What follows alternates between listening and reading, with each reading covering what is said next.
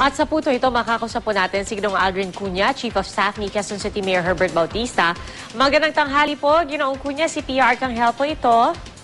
Magandang tanghali po, Ma'am Pia. Ginoong Cunha, sabi po ng COMELEC, hindi naman daw po bawal pa sa ngayon no, para doon sa mga local candidates yung pagiging parte o bahagi ng mga graduation, yung ating mga lokal na kandidato. Pero nais lang namin malaman, no, si Mayor Herbert ba mismo ang nagpapalagay nung kanyang pangalan, pati na rin po yung kanyang mukha, doon po sa mga medalya at diploma nung mga gumagraduate? Ang totoo po niyan, tradisyon na po yan na ang mga medalya na tinatanggap na ating mga honor students ay may pangalan ng punong lungsod, no, ng Quezon City. Hindi lang yan dito, no, sa lahat ng mga lungsod at mga bayan dito sa Pilipinas. Ang mga medalya na binibigay sa ating mga honor students ay galing po yan sa pamahalaang lungsod, no, dahil pagkilala yan doon sa kagalingan ng bata na nagtatapos. No. At tradisyon na yan na ang mayor ang kadalasang graduation speaker, siya po ang taga-sabit ng mga medalya sa pampublikong paaralan, mapa-elementarya at sekundarya ang antas ng ating eskwelahan. Pero Ginoong Cunha, yung filosofiya ba sa likod nito, kumbaga parang sponsored yung mga medals tsaka yung mga diploma, kaya may pangalan po?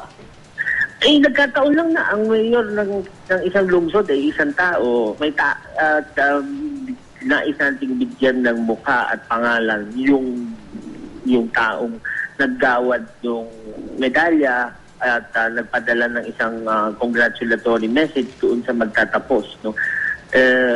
Naging tradisyon na yan at hindi na natin nakagisa na natin yan, hindi namin binabago, hindi namin binabali dahil nakagisa na nga po, gaya ng sinabi ko kanina.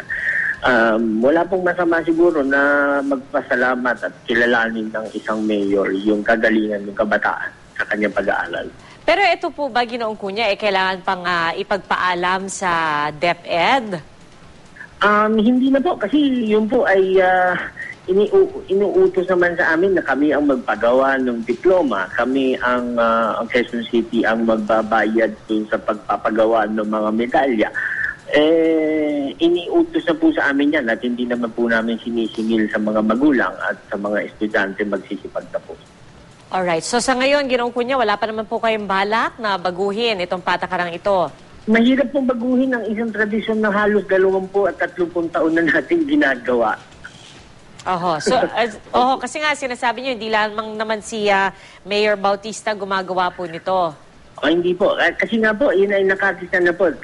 Lahat po siguro ng mga local government units ay sasang-ayon sa akin pag sinabi na ang mga medalya ay pinapagawa ng